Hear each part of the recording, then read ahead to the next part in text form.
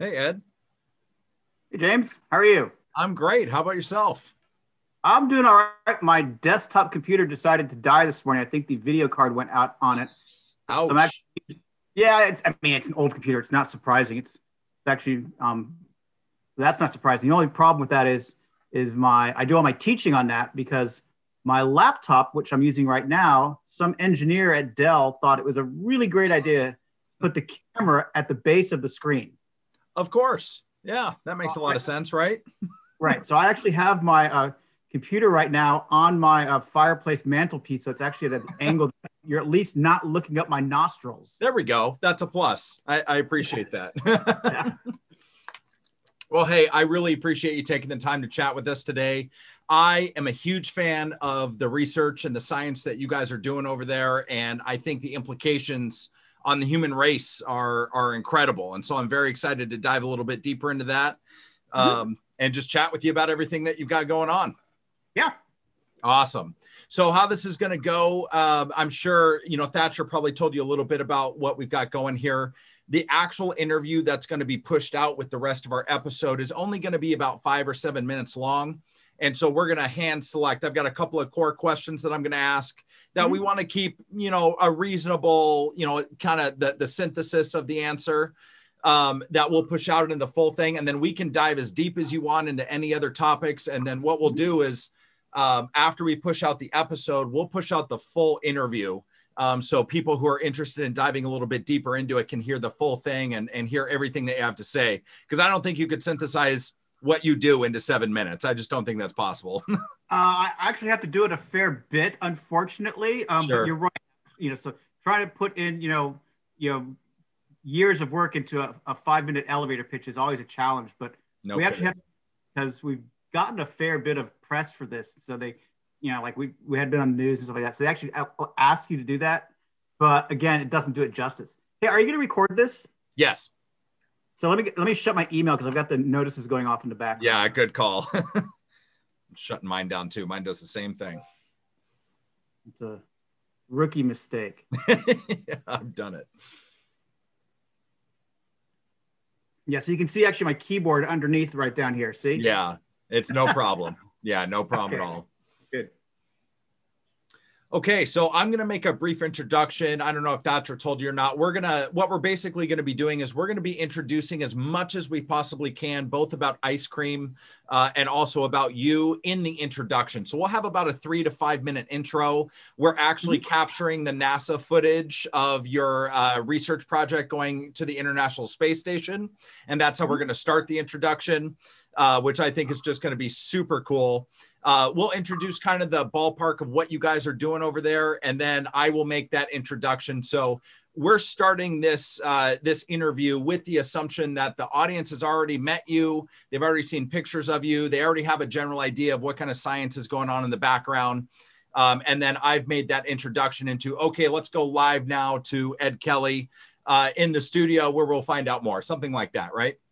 Yeah, and just for background, James, we did launch in 2019, and we have a second scheduled launch this May. So Nice. Yes, we're doing 2 missions. I definitely want to hear more about that. I watch more NASA TV than I do anything else. I love all the space research that's going on the ISS and abroad. There's just so much cool stuff going on right now. So, James, do you have your name on the Perseverance that's landing? No, I don't. I missed a big opportunity for that. There's no question.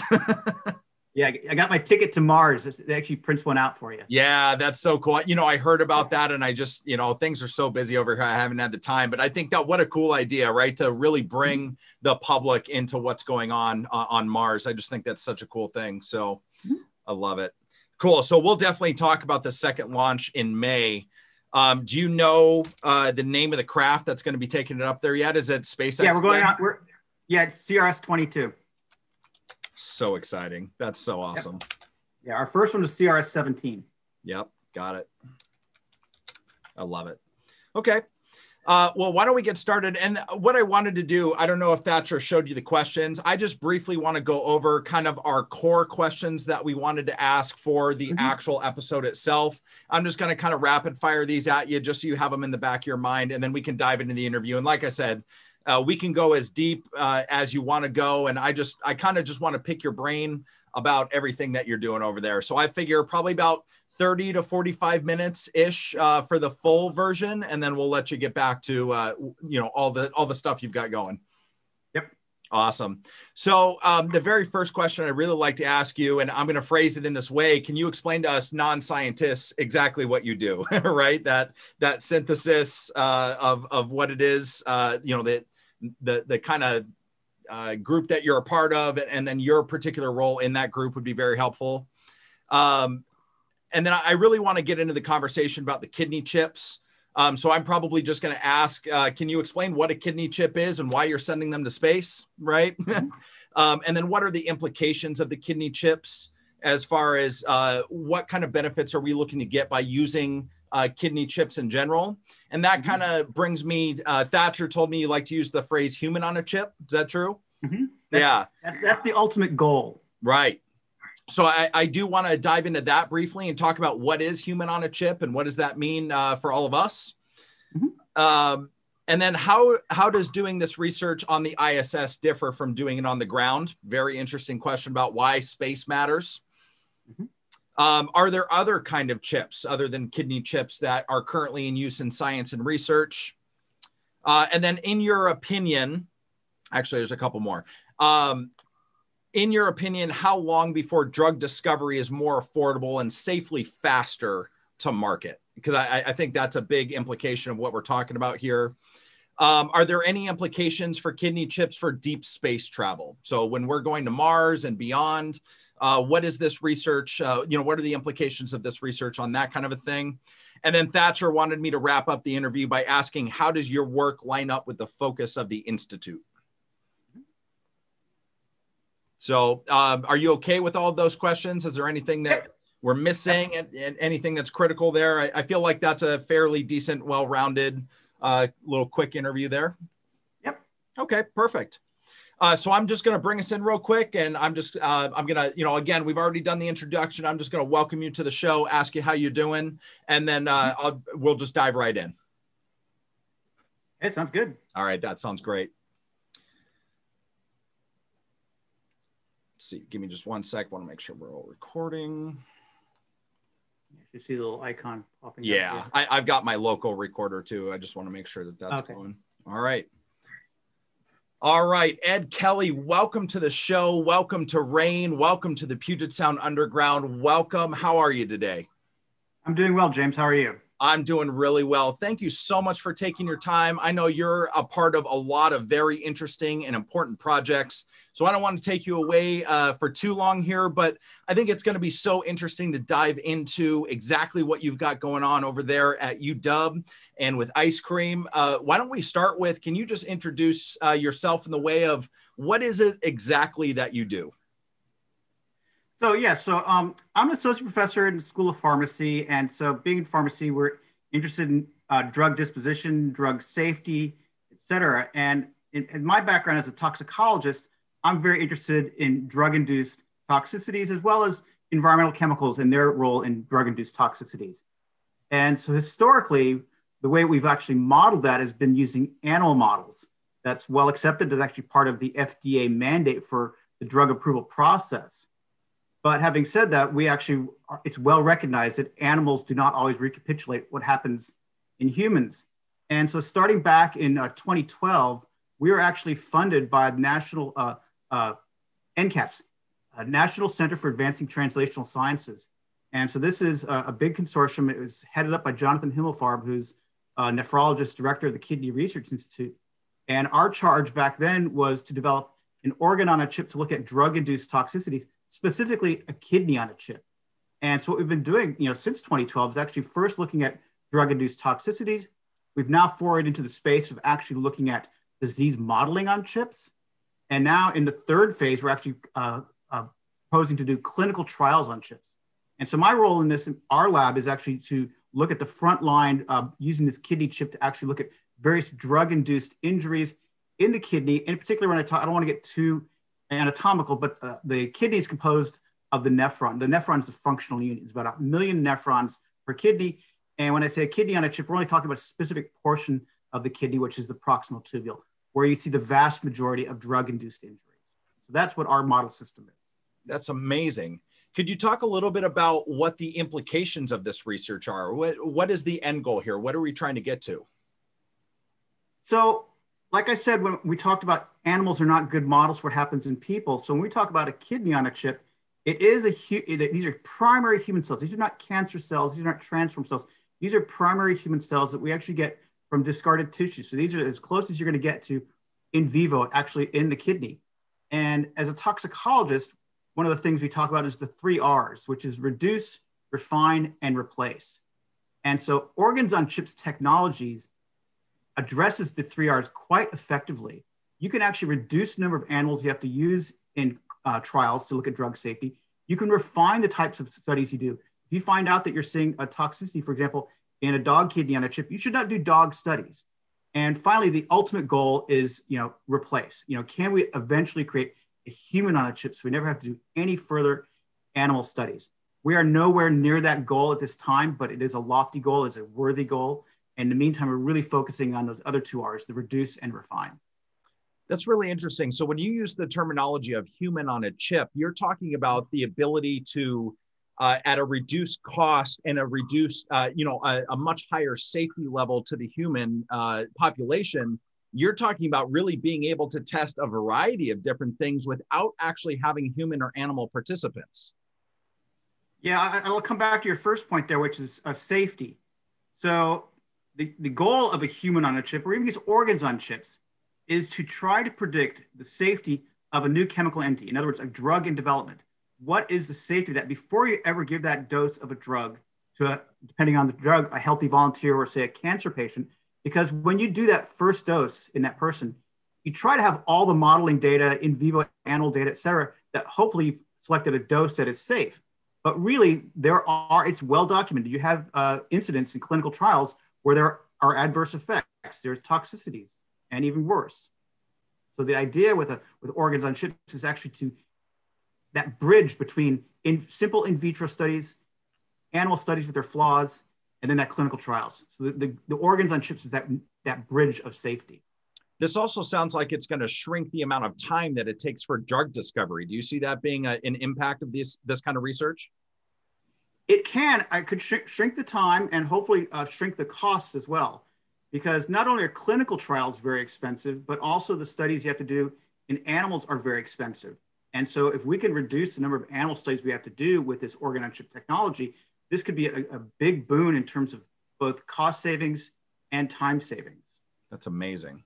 So doing this kind of research sounds incredibly interesting, but I understand that you recently, within the last couple of years, you sent some of your kidneys on chips to the International Space Station. Can you tell me about what prompted that kind of study and what did you get from that? Yeah, it's a very wonderful opportunity. So the nature of our grants with NCATS is that they're a cooperative agreement where we're in constant communication with the program officers, giving them updates on our research as it's going along. And they told us that NCATS, in cooperation or collaboration with CASIS, the Center for Advancing Science in Space, was actually looking at putting out a request for applications for chips in space. And we knew about this coming down the line. And so when the RFA came out, we actually submitted a proposal. And one of the reasons why we were told that it'd be a good idea for us to submit the proposal is that, relatively speaking, our kidney chip technology is fairly robust. And so we actually put in a grant application. And what I'd like to emphasize is it's jointly funded by CASIS as well as NCATS, but the focus is not on astronaut health, it is on terrestrial health. So you had to come in with proposals to use the incredibly unique environment of the International Space Station to address terrestrial human health issues. With the idea being is that the International Space Station, i.e. microgravity, represents an accelerated model of aging. We know things, for example, that the heart ages faster, you have issues with your eyes. In addition, one of the things that's very well known is the loss of bone density in microgravity. It's at the rate of 1% to 2% per month. And to counteract that, the astronauts will do upwards of 2 hours of exercise today, an hour of resistance training, an hour of aerobic training. And having said that, they still have problems with bone mineralization.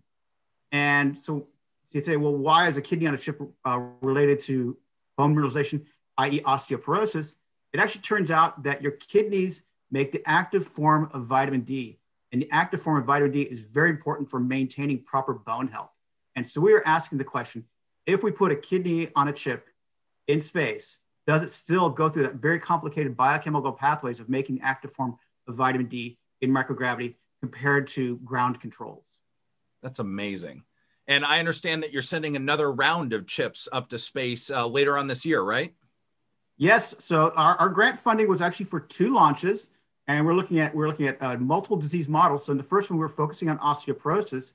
The second one is focused on, it's a mouthful, it's nephrolithiasis. Okay. You don't have to repeat that. Actually, what nephrolithiasis is, those are kidney stones. Okay?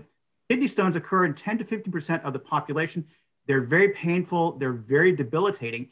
And so we're actually developing a kidney on a chip disease model of nephrolithiasis and actually assessing what happens when you actually have kidney stone formation, in this case, actually microcrystal formation in microgravity compared to the ground. And in this case, we're actually using the very unique environment of microgravity in that when we do the experiments in the lab, we form these microcrystals in a test tube, but then because they're crystalline, they're solids, they will settle out in the kidney chips. In microgravity, they're going to be held in suspension. So it's going to be much more like what you see in vivo in your kidney, where you've got those microcrystals in the circulation, in the glomerular, in the filtrate of the urine. Wow. I have to ask, because I'm just curious, what are the odds of you getting to accompany one of these next missions up to the International Space Station? Pretty low? So it costs approximately $10,000 per pound to get to the International Space Station. So with that in mind, I'm about the $1.5 million man. I'm not going up to the International Space Station. A kidney chip, which I have one right here, a kidney chip weighs a couple of ounces. Wow. So we sent 24 of these up. I think the total payload is on the order of 30 pounds with everything associated with it. So it's much less. And also, I mean, the specialized training, et cetera. Obviously, I mean, I would love to be able to go to the International Space Station. I am a sci-fi geek. I have a Borg cube in my office if you need to know more. Yes. Yep. I love that. I love that. I would love to go as well, but yeah, that seems like a pretty hefty price to get up to the yes. station. So you obviously focus your attention, and I think the research project in general is on kidney chips, but in your industry, are there other kind of chips that are currently being researched right now? Absolutely. Think of an organ, and there's probably an organ on a chip. And even in the Chips in Space program, there's been lung on a chip's gone into space. Even here at the University of Washington, a heart on a chip went into space. There's intestine on a chip. Again, like I say, anything you can imagine. There, some of our group in the same consortium at UCSF, they're looking at immune regulation on a chip. And all these things are actually looking at how does microgravity affect that. But even in the broader sense of the perspective of drug safety, there's many different organs on chips, and actually looking at integrating these organs on chips to actually look at organ-organ interaction. Again, with that ultimate goal, a human on a chip where you'd have all your organs integrated. But even in simplistic terms, even in our lab, we've been able to integrate at least a couple of different organs together to look at multi-organ interactions and drug-induced toxicities. Wow. Wow. You know, I was curious, since we were on the topic of space, are there any implications for deep space travel when it comes to this human on a chip idea? Yes, there are. And again, because we're funded by NCATS, we have to focus on the terrestrial implications of the research we're doing. Having said that, NASA has what's called the HRP, the Human Research Program, and they are focused on astronaut safety. As you well know, there will be a mission to Mars. And that mission to Mars, when they launch the astronauts, it's going to be a round trip there and back. They're not going to be landing the first time. But once they launch, they can't turn around. Okay? They have to use the gravity to slingshot back. And so if a couple months into their mission, someone comes up with a health issue, you know, they basically, they've got a 4 to 5 man cruise, what they predict. They'll be down, 20 to 25% of effective capacity if someone comes down with a debilitating illness. One of those is kidney stones. Kidney stones are incredibly debilitating. Current treatments are essentially palliative. There's nothing really you can do about that. And in addition, it's well known that in microgravity, you have a higher incidence of kidney stones. And this is something that's very important because this has been documented in astronauts, and astronauts are really the healthiest, among the healthiest people on the planet. So the fact that they could get those could be very debilitating. And in addition, if we could come up with predictive biomarkers, we could actually potentially rule out, or in lieu of ruling out, actually come up with potentially ways of intervening before you actually get that very painful kidney stone event. And so, yes, NASA is very interested in this research that we're looking at in terms of kidney stone formation. And of course, there's other big issues with astronaut health with deep space exploration, well, solar system exploration. Number one being radiation, obviously. Right. That's super fascinating. So obviously, a lot of this is revolving around, this research facility at the University of Washington for ice cream. How does what you guys do affect the broader mission of ice cream? So in the broader mission of ice cream, ice cream is the Institute for Stem Cells and Regenerative Medicine. And so certainly when it comes to the kidney on a chip, one of the main applications there is understanding how does the kidney get injured and how does it recover? How does it regenerate? And understanding how it regenerates and identifying potential ways to augment that regeneration is one of the things we're very interested in. In addition, in terms of making organs on chips, kidney on chip in particular, like I said, we use primary cells, but the ultimate goal, because primary cells are a finite resource, is to use stem cells to generate directed differentiation into kidney cells. And a good colleague of mine, who's part of our Organs on Chips consortium, is Dr. Benjamin Friedman, Bino Friedman. Bino makes kidney organoids. And from those kidney organoids, we can derive kidney cells that we can put into the chips. At this point, the research is still preliminary in that they do not form still as well as a primary cell, but that's something which is the whole field of stem cell biology is fraught with in terms of developing very robust differentiation protocols that recapitulate an adult cell. Because essentially you're taking a pluripotent stem cell and taking it all the way from that early embryonic development to an adult phase. Wow. There are a lot of implications in everything you just said. That's a really big deal. So I always like to ask, obviously I know researchers and scientists don't like to make predictions or look too far in the future because a lot of it is what's right in front of you right now. And, research doesn't happen overnight. These things take a lot of time, a lot of work. But if you could, based on what you see and what you think is possible, what do you think is in the future for this kind of technology? So I think there's a lot of great potential for the future of this technology, not only for human organs on chips, but also animal organs on chips, in that we can actually, for example, from a single rat, we could literally make hundreds, if not thousands, of organ chips. And so that greatly, again, comes back to that 3 Rs. It greatly reduces the need for doing, vast numbers of animal studies. Beyond that, in terms of what are the implications for this, the organs on chips technology is going to be, in the future, I predict, is going to be a component of the drug development process. We're still waiting for the very first drug approval that incorporates organ on chip technology, but I see in the future that's going to be part of the path going from the so-called bench to bedside, from discovery to an approved drug product. And I think organs on chips is going to play a critical role there in that, again, it'll come back to streamlining time as well as the costs. Do you get the impression that the FDA and the federal government is on board with this kind of technology in general, or are they pretty skeptical of it? No, absolutely. So as part of this consortium, up until last year, we would have meetings at National Institute of Health every 6 months. And we had all the important players at these meetings, not only all the academic researchers in the consortium and NIH program officers, but we also had representatives from the FDA. And in addition, there's an IQ Pharma consortium, which is it's got representatives from all the major pharmaceutical companies that attend this meeting, or attend our meetings, which we've now continued online. And they provide input into this technology because they recognize its potential, but also they want to be a player at the table. So one of the things that the IQ Pharma consortium was very instrumental in getting NCATS to fund were these things we call tissue chip testing centers. And so when it comes to academic research, a lot of really fascinating and wonderful findings come out of individual labs. But oftentimes when those things have implications for the pharmaceutical industry, they have difficulty reproducing them in-house.